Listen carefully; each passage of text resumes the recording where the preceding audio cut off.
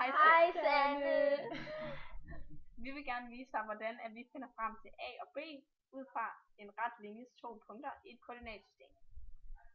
Og vi ved jo, at A det er hældningen, og B det er skæringen på y-aksen. Yes. Det ene punkt kalder vi for P, og det hedder x1, y1. Det andet punkt kalder vi for Q og hedder x2, y2. Vi vil bevise, at A det er lige med y2 minus y1 divideret med x2 minus x1. Og vi vil også bevise, at B det er lige med y1 minus ax1 lige med y2 minus ax2. Godt. Vi bruger de to til at lave to forskrifter for en lineær funktion. Hvis vi sætter dem ind, hedder den ene forskrift altså y1 lige med ax1 plus b, og den anden forskrift hedder y2 lige med ax2 plus b. Nu har vi altså to ligninger med to ubekendte, og dem løser vi efter lige store koefficienters metode. Og det gør vi fordi, at de to b'er i forskrifterne har lige store koefficienter, altså at b'erne har samme værdi.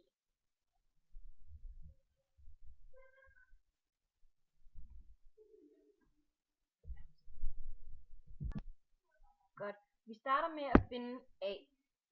Og det vil sige, at ligningen hedder y2, altså vi trækker de to ligninger fra hinanden. Så den hedder y2 minus y1, og det er lige med ax2 plus b minus ax1 plus b, som sættes i parentes.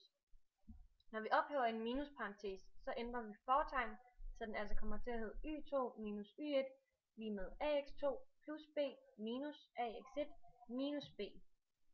Plus b minus b udgår fra hinanden, så ligningen kommer til at hedde y2 minus y1 lige med ax2 minus ax1.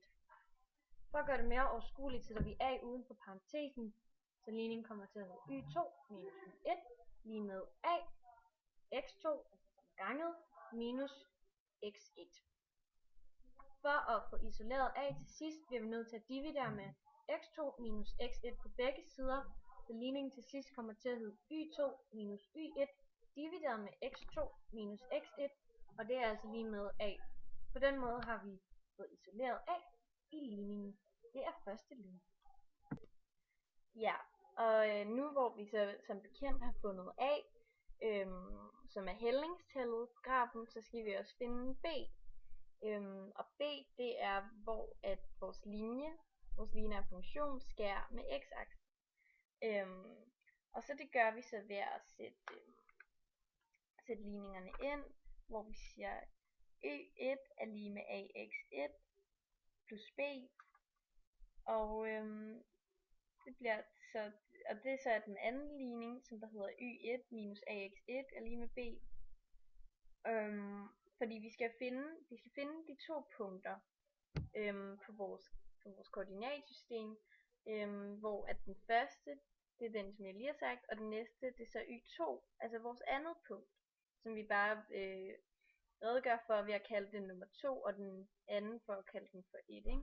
Så den hedder y2 er lige med ax2 plus b, og så det andet, altså y2 minus ax i anden, ax2 er lige med b.